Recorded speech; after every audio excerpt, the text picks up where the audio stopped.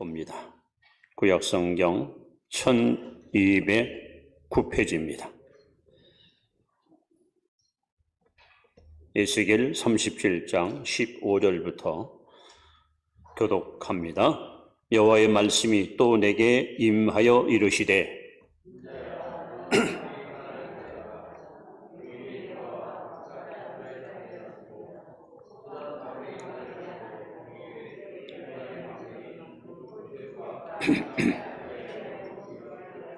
그 막대기를 서로 합하여 하나가 되게 하라. 내 손에서 둘이 하나가 되리라.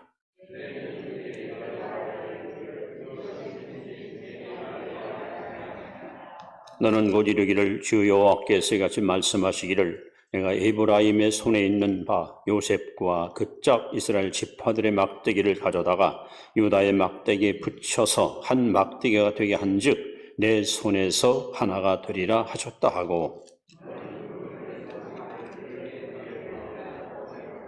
그들에게 이르기를 주 여호와께서 이같이 말씀하시기를 내가 이스라엘 자손을 잡혀간 여러 나라에서 인도하며 그 사방에서 모아서 그 고국 땅으로 돌아가게 하고,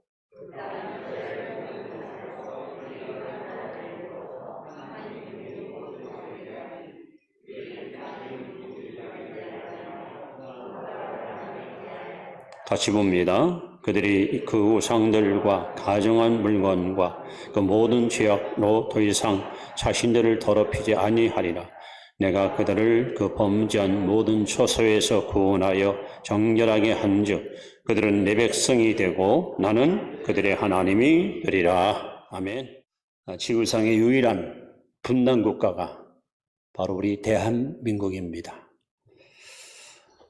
초등학교 4학년 때 지금 이 노래를 배우고 부르면서 아무 의미도 없이 그냥 따라 불렀다가 철이 들면서 왜 우리의 소원은 통일인가 많이 고민하고, 그리고 예수님 만나고 나서 지금까지 오랜 세월 동안 통일을 위해서 오늘도 그렇게 하나님께 기도하였습니다. 과연 통일이 가능할까? 통일이 된다면 어느 때쯤 될 것인가? 언제쯤 통일이 이루어져서 남과 북이 하나가 되고 서로 전쟁을 종식시키고 화목과 평화로 단합된 삶을 살 것인가? 저는 성경에서 오늘 본문에 나오는 에스겔 37장에 놀랍게도 그 해답이 여기 소개되고 있습니다. 솔로몬 왕이 죽은 후에 이스라엘은 안타깝게도 우리나라와 똑같이 남과 북으로 분열되었습니다. 그리고 200년 동안 남과 북이 따로 한 국가를 형성하고 국가를 이루어 왔습니다. 게다가 북쪽에 있는 북이스라엘이 아수르 제국에 의해서 먼저 멸망을 당합니다. 그리고 후에 남유다 왕국이 바벨론 제국에 의해서 또 멸망을 당합니다. 이 바벨론 제국에 의해서 멸망당할 때 한 젊은이가 바벨론으로 포로로 잡혀갑니다. 그 사람 이름이 바로 에스겔입니다.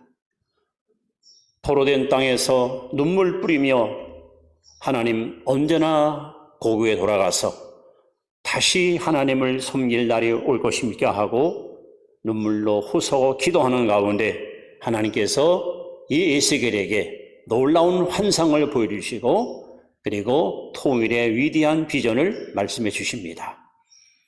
그러면서 오늘 이런 말씀을 합니다. 즉 이스라엘과 유다를 상의하는 두 막대기를 하나로 엮어라. 갈라진 나라, 분단된 조국이 하나 될 것을 오늘 성경에 약속하고 있습니다. 자, 이스라엘을 통치한 하나님은 지금도 살아계시고 그 민족을 이끄셨던 하나님은 대한민국을 이끌고 계십니다. 예수 그리스도는 어제나 오늘이나 영원토록 동일하십니다. 저와 여러분과 우리 민족의 운명이 전능하신 하나님 손에 있음을 믿습니다. 하나님이 닫으면 열 자가 없고 하나님이 열면 닫을 자가 없습니다. 통일의 열쇠는 하나님이 쥐고 계십니다. 이제 오늘 통일주의를 맞이해서 한번 이 통일에 관한 메시지를 제 나름대로 기도 중에 감동받은 대로 여러분 앞에 소개하려고 합니다. 그래서 우리 첫 번째로 우리가 기할 것은 여러분 우리나라의 그 민족 분단의 비극이 와 있는가라는 겁니다. 이 나라가 왜 이렇게 남과 북이 갈라지고 이렇게 지금 적대관계를 갖고 살아가는가 하는 이유입니다. 자, 우리 성경 말씀 갈라디아서 5장 15절 말씀을 우리 함께 읽습니다. 시작. 만일 서로 물고 먹으면 피차 멸망할까 조심하라. 지금 남과 북이 서로 물고 뜯고 미워하고 서로 죽이고 죽는 이 비극이 지금까지 계속해서 악선언대로 이어왔습니다. 하나님께서 분명히 경고하십니다. 만일 서로 물고 먹으면 피차 멸망할까 조심하라. 여러분, 우리나라가 이렇게 남과 북이 분단된 역사적인 정황을 정확하게 우리가 인식할 필요가 있습니다. 우리 대한민국은 지정학적으로 굉장히 위험한 지역에 위치하고 있습니다. 러시아와 즉 소련과 중국의 대륙문화와 일본과 미국의 대양문화, 이 두 세력이 부딪히는 중앙에 한반도가 존재하고 있습니다. 그래서 지난 세월 우리 민족은 이 강대국 틈바구니 속에서 길을 펴지 못하고 어쩌면 저들의 압력과 그 세력 앞에 눈치 보고 살았던 사대주의 사상에 빠졌던 민족이 우리 민족입니다. 우리나라 역사를 여러분 보십시오. 삼국시대, 고려시대, 이조시대 때 왕이 등극하려면 반드시 명나라, 청나라 가서 윤호를 받아야 되고 대략의 눈치를 봐야 되는 굴욕적인 그런 관계를 우리는 이어왔습니다. 그러던 찰나에 일찍 신문화를 받아들인 일본의 세력이 커지면서 일본이 소위 청일전쟁에서 승리를 일궈냅니다. 그것도 이 나라에서 전쟁을 치렀습니다. 또 노일전쟁에서 역시 승리해서 일본의 세력이 엄청난 위력을 발휘하기 시작합니다. 그 벼슬을 몰고 만주로 진격했던 일본은 결국 중국 본토까지 쳐들어가 중일 전쟁을 이끌었고 여기서 용기 얻었던 일본은 1940년이죠. 소위 그 태평양 전쟁, 미국까지 여러분 포문을 열고 전쟁을 시도합니다. 이 일본은 그런 힘을 가지고 1905년 을사보호조약을 체결해서 노골적으로 한국 정부를 압박하기 시작했고 1910년 8월 29일 날 소위 한일 합방을 통해서 완전히 대한민국의 주권이 일본에게 뺏기는 민족 비극의 아픔을 우리는 겪었습니다. 결국 하나님께서는 이렇게 잔인무도한 일본 민족을 그대로 간과하지 아니하시고 1945년 8월 9일 날 히로시마 나가사키에 원자탄이 투하되면서 일본 천황이 항복을 선포하고 1945년 8월 15일 날 이 나라에 민족 해방의 선물을 안겨주었습니다. 자, 안타까운 것은요, 해방이 되고 나서 남쪽은 미군들이, 북쪽은 소련군들이 소위 이 나라 정치를 주도하면서 이데올로기, 다시 말하면 사상 싸움이 세력을 키우기 시작합니다.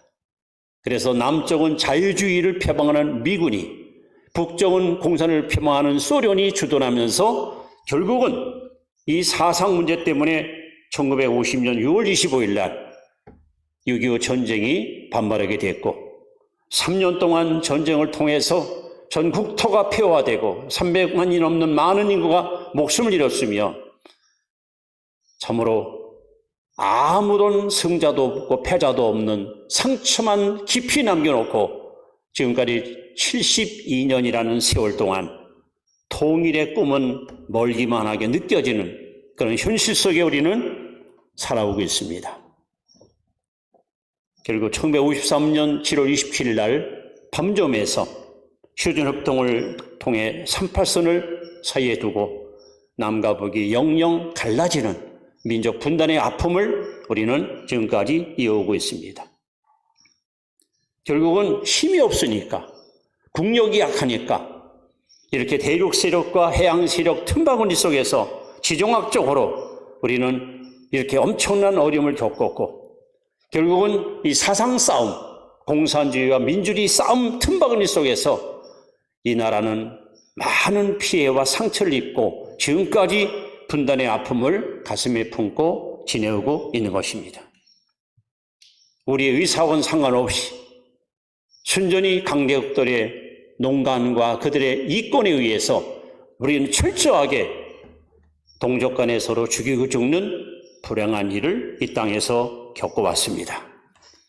이렇게 민족 분열의 비극은 결코 우리의 의지대로가 아니라 이 지정학적인 이유 때문에, 약속과의 서름 때문에 우리가 겪었던 민족의 슬픈 비애의 사건이 아닐 수 없습니다. 자, 여기서 우리는 두 번째, 이 통일에 관해서 문제를 좀 다룰 필요가 있습니다. 여러분, 통일은 한마디로 말하면 영적인 전쟁입니다. 영적 전쟁. 이것은 단순히 남과 북이 싸워서 누가 이기느냐 이 차원이 아닙니다. 보이지 않는 세력 속, 다시 말하면 하늘의 영, 즉 하나님과 악한 영들의 싸움에 바로 여러분 이 땅에서 재현되는 것, 바로 이 사실이 이 통일의 문제입니다. 자, 우리 에베소서 6장 12절 말씀을 보십시오. 자, 읽습니다.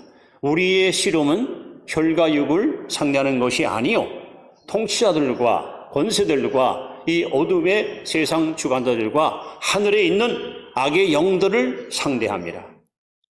우리의 싸움은 남북이 아닙니다. 우리의 싸움은 공산주의, 민주주의가 아닙니다.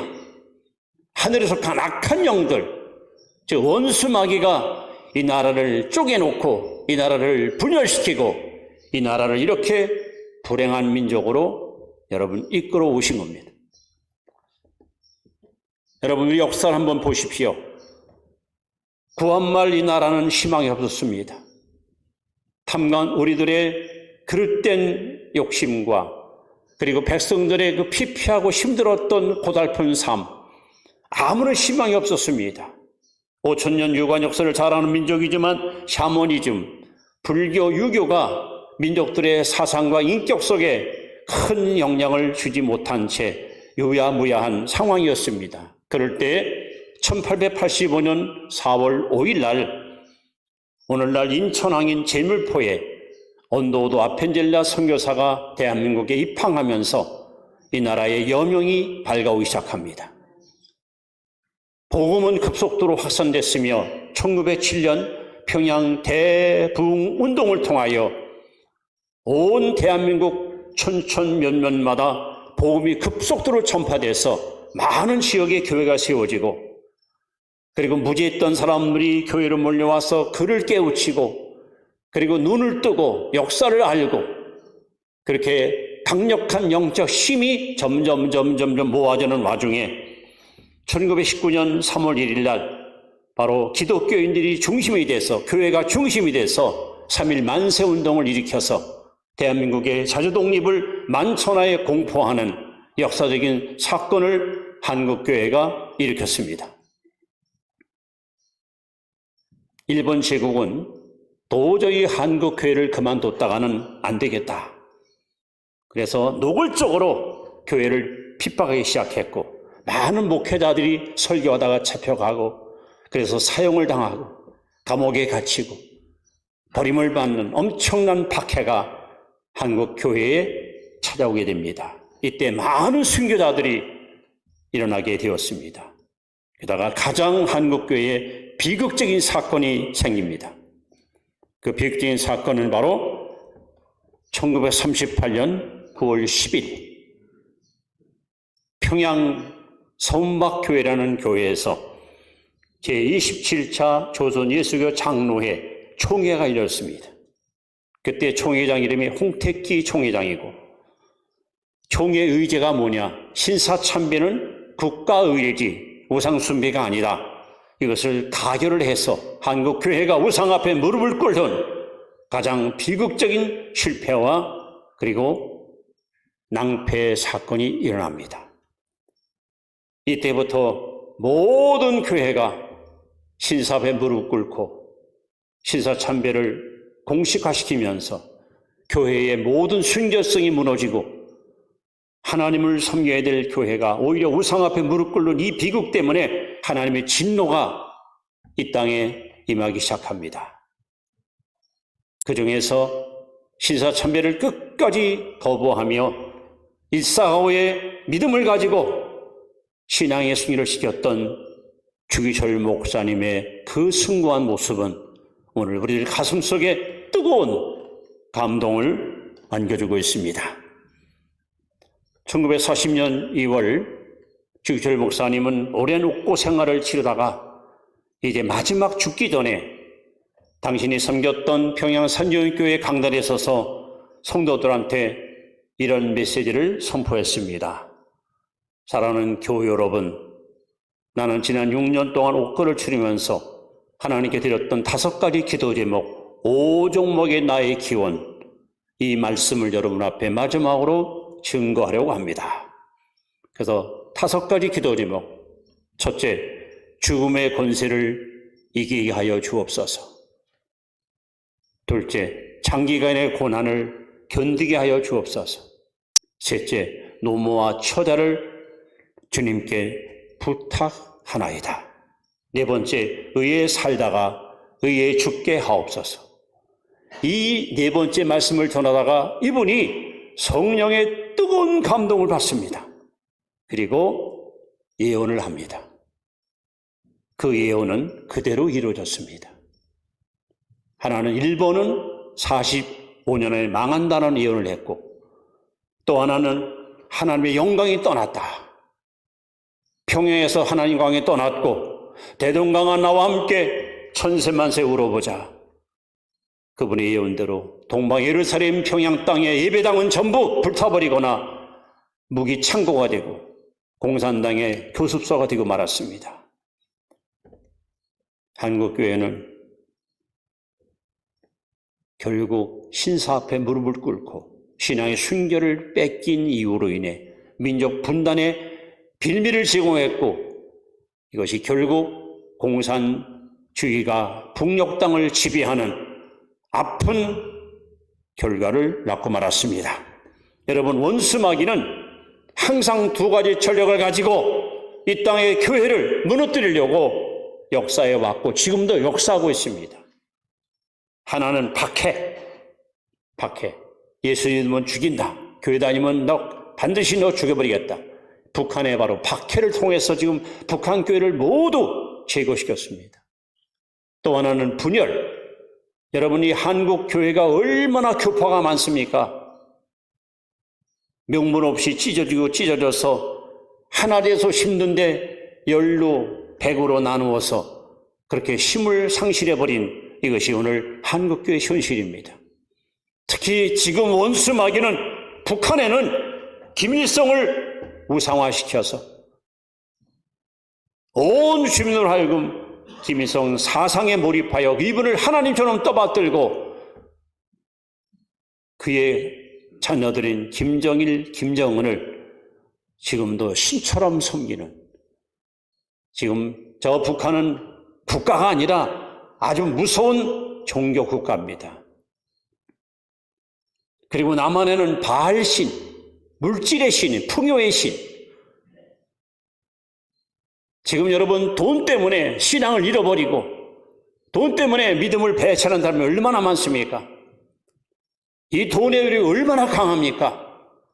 마귀는 지금 이 2가지 무기를 갖고 북한은 북한대로 우상을 섬기는 종교가를 만들어버리고 남한의 신자들은 하나님보다 돈을 사랑하도록 사람을 미혹해서 신앙의 순결을 뺏어가는 이 2가지 전략을 가지고 교회를 무너뜨리고 있습니다. 아까 제가 말씀했던 대륙문화와 해양문화 틈박에 있는 한반도 지정학적인 그 모습처럼 교회는 지금 북한이라는 저 악한 영들의 세력과 바알신의 이 영적 우상의 세력들이 하나님 교회를 갖다 와해시키고 우리를 갖다가 계속해서 여러분 무너뜨리고 다가옵니다. 이 틈막에서 우리는 지금 영적 싸움을 하고 있는 거예요. 결국 통일은 영적 전쟁입니다. 교회가 깨어있지 않고 교회가 교회 순결을 잃어버리면 통일은 점점 지연될 것이고, 교회가 정신을 차리고 하나님 앞에 벌어서서 교회의 사명을 다할 때 통일은 조만간에 빨리 찾아오게 될 것입니다. 이제 우리가 세 번째 생각할 것은 통일의 문은 열리는가 하는 겁니다. 여러분, 통일의 문은 열릴까요? 오늘 본문에 놀랍게도 하나님께서 이렇게 약속하셨습니다. 자, 17절 말씀을 우리 다 같이 한번 읽도록 하겠습니다. 시작. 그 막대기들을 서로 합하여 하나가 되게 하라. 내 손에서 둘이 하나가 되리라. 에스겔 선지자에게 하나님이 막대기 둘이 하나가 되게 하라. 남과 북이 하나가 되게 하라. 그리고 더 나아가 19절에는 내 손에서, 즉 하나님 손에서 하나가 되리라 하고 말씀했습니다. 저는 이 말씀을 믿습니다. 하나님이 반드시 이루실 겁니다. 하나님이 반드시 이 나라를 하나로 묶어 주실 것입니다. 특별히 여러분, 우리가 성경에 70년이라는 숫자에 대해서 깊은 인식을 가질 필요가 있습니다. 70년은 굉장히 중요한 의미를 갖고 있습니다. 이스라엘의 마지막 사사였던 제사장 엘리가 살아생전 아들들 교육을 잘못시켜가지고 그때 블레셋과 전쟁을 벌였는데, 이 아들들이, 이 불량한 제사장들이 전쟁에 승패가 없어 보이니까 하나님 법궤를 앞세워가지고 전쟁에 출전했습니다. 그러다가 이 법궤를 뺏기고 말았습니다. 그리고 법궤가 언제 다시 정상의 자리에 와서 하나님 앞에 예비하는 그 위치에 섰는가? 바로 법궤를 뺏기고 나서 70년이 지난 다윗 왕조 때에 다윗성에 법궤를 안치함으로 하나님의 법궤를 모시고 거룩한 예배를 드릴 수가 있었습니다. 또 이스라엘 백성들이 범죄하여 바벨론 제국으로 포로로 잡혀갔습니다. 하나님께서 예레미야를 통해서 분명히 말씀합니다. 70년이 지나면, 때가 되면 너희 민족에게 해방을 주겠다. 느부갓네살 왕 때에 바벨론으로 잡혀왔던 그 포로들이, 그 아들 벨사살 왕, 그들이 죽고 난 후에 다리오라는 메데 페르시아의 왕이 등장해서 바벨론 나라는 무너지고 페르시아 왕국이 등장하는데, 그 나라의 고레스라는 왕, 이 사람은 이방인이고 하나님을 모르는 사람입니다. 이 사람이 왕이 되면서 느닷없이 칙령을 내립니다. 페르시아에 있는 모든 유대인들은 고국으로 돌아가서 성전을 세우고 하나님을 섬겨라. 그래서 70년 만에 그들은 드디어 포로의 생활을 청산하고 고국으로 다시 귀환하게 됩니다. 예수님께서 예루살렘 성에 가셔서 타락한 성을 향하여 이렇게 외쳤습니다. 너희가 이 성전을 헐라! 내가 사흘 만에 일으키리라. 그러면서 성경은 이렇게 써 있습니다. 이는 자신의 몸을 가리킵니다. 구약에는 성전을 세워놓고 거기에서 예배드렸지만, 이제는 성전의 주인 되시는 예수님이 이 땅에 오셔서 예수님 몸이 바로 살아있는 성전이었습니다. 그리고 그분이 과연 말씀한 대로 서기 70년 로마의 티투스 장군이 병사를 이끌고 예루살렘에 침범해 와서 예루살렘 성을 다 헐어버렸습니다. 예수님이 예언한 대로 70년 만에 예루살렘 성은 완전히 쑥대밭이 되고 말았습니다. 더 놀라운 사실은 1917년 제정 러시아에 볼셰비키 혁명이 일어났습니다. 그야말로 공산주의가 태동했습니다. 그리고 정확하게 70년 지난 1987년 고로조프 소련 수상에 의해서 개혁운동을 통해 공산주의 종주국 소련이 무너져서 다시 러시아로 지금 이름을 명망하고 있습니다. 역사를 보시면 70년이라는 역사가 이렇게 중요한 과제를 우리에게 말씀하고 있는데, 그럼 우리나라 통일은 언제 가능할까? 저는 관심이 많기 때문에 늘 기도하면서 이 문제를 가지고 지금까지도 기도하고 있는데, 우리나라가 해방된 나라가 해가 1945년입니다. 거기다가 여러분 70년을 계산해 보니까 2015년이 됩니다. 근데 이미 통일은 물 건너갔습니다. 그러면 대한민국 정부가 들어선 1948년 8월 15일을 기점으로 계산해 보면은 2018년 역시 이미 물 건너갔습니다. 이제 하나 더 제가 항상 기대하는 것은 그겁니다. 휴전협정이 된 해가 1953년 7월 27일입니다. 1953년에다가 70년을 계산하면 내년도 2023년. 여러분 한번 두고 보십시다. 하나님이 어떻게 역사하실지. 저는 여기에다가 지금 기대를 걸고 있습니다. 내년도에는 분명히 통일의 물꼬가 완전히 터질 것이고 통일의 원년이 올 것이고 이 땅에 놀라운 일을 행하실 것이다. 저는 기대를 가지고 지금도 기도하며 하나님의 손길을 지켜보고 있습니다. 그러면서 역사를 다시 한번 돌아봤습니다. 여러분, 우리나라에 있는 여러 역사 속에 고구려가 얼마나 강대했습니까? 주몽태왕이 세웠던 고구려는 과거 조선을 다시 되찾고 그 광대한 역사를 통치했던 그런 강대한 민족입니다. 그런데 연개소문이 강압정치, 무기와 군사를 가지고 백성들을 막 강력하게 지배하고 통치하다가 3대째 가서 결국 고구려가 멸망당하고 말았습니다. 마치 북한의 3대 시습 정치가 고구려와 같이 저렇게 무너질 것이라고 저는 믿고 있습니다. 뿐만 아니라 대주역이 세웠던 발해국가, 얼마나 광대한 나라입니까? 무너진 고구려를 재현하고 시켰던 이 발해국가가 지금부터 1000년 전에 백두산 화산이 폭발하면서 그 광대한 나라가 하루아침에 쑥대밭이 되고 역사의 무대에서 사라지고 말았습니다. 이 백두산 폭파가 얼마나 강했는가 하면 이 화산재가 하와이까지 날아간 역사적인 사건입니다. 제가 지금 제일 기도하면서 우려하는 것이 바로 이겁니다.